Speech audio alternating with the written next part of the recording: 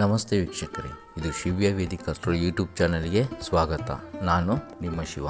ಇವತ್ತು ಯಾವ ವಿಷಯದ ಬಗ್ಗೆ ನಾನು ನಿಮಗೆ ತಿಳಿಸ್ಕೊಡ್ತಿದ್ದೀನಿ ಅಂದರೆ, ಮೇಷರಾಶಿಯ ಏಪ್ರಿಲ್ ತಿಂಗಳಿನ ಒಂದು ಶುಭ ಫಲದ ಬಗ್ಗೆ ನಿಮಗೆ ತಿಳಿಸ್ಕೊಡ್ತಾ ಇದ್ದೀನಿ.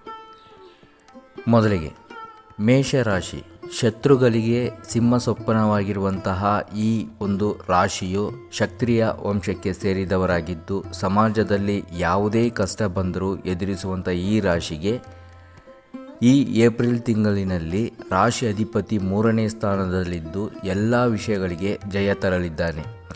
ರಾಶಿಗೆ 2ನೇ ಸ್ಥಾನದಲ್ಲಿ ಗುರು ಅಧಿಕ ಶುಭ ಫಲವನ್ನು ಕೊಡುತ್ತಿದ್ದು, ಗುರುವಿನ ಒಂದು ಶುಭ ನೋಟದಿಂದ ಹೆಚ್ಚು ಲಾಭವನ್ನು ಈ ರಾಶಿಯವರು ಪಡೆಯುತ್ತಿದ್ದಾರೆ.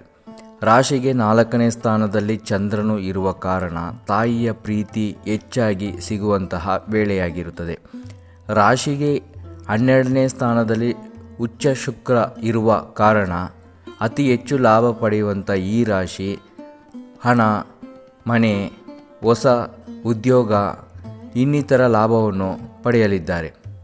ಅದೃಷ್ಟದ ವಾರ ಗುರುವಾರ, ಅದೃಷ್ಟದ ಸಂಖ್ಯೆ 9, ಅದೃಷ್ಟದ ಬಣ್ಣ ಹಳದಿ ಬಣ್ಣ. ಪರಿಹಾರ: ಈ ಮೇಷರಾಶಿಯವರು ಶಿವನ ದೇವಸ್ಥಾನದಲ್ಲಿ ದೀಪ ಹಚ್ಚುವುದರ ಮೂಲಕ ತನ್ನ ಎಲ್ಲ ಕಷ್ಟ ಕಾರ್ಯಗಳನ್ನು ಬಗೆಹರಿಯುತ್ತದೆ.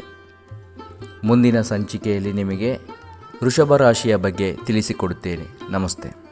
If you like the video, please like, share and subscribe the channel. Thank you.